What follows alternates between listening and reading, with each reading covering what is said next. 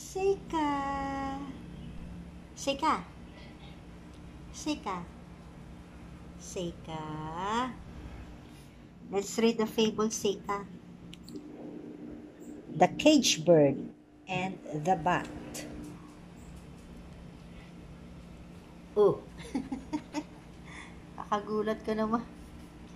There was once a tiny bird that lived in a cage, which hung outside a window. The little captive longed for the skies she could see through the bars. Oh, and even though she no longer had the joy of flying, she sang with the most beautiful voice. She would have gladdened the hearts of all who heard her, except that she sang at night when everyone was asleep. Oh, katulad ni Seika, asleep na.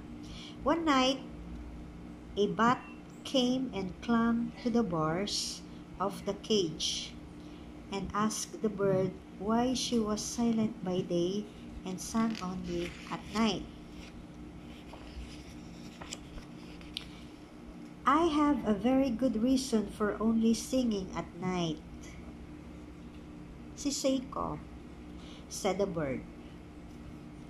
It was once when I was singing in the daytime that a bird catcher was attracted by my voice, and he caught me. Since then, I have only sung at night. But the bat replied, "It is no use doing that now, when you are a prisoner. If only you had done so before you were caught, you might still be free. Precautions are useless after the event."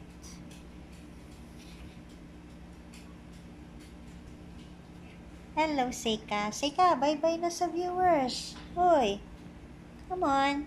Seika. Seika, look. Look, Seika. Shh, shh. Seika. O yan. Bye-bye, viewers. See you in the next vlog. Bye-bye, viewers.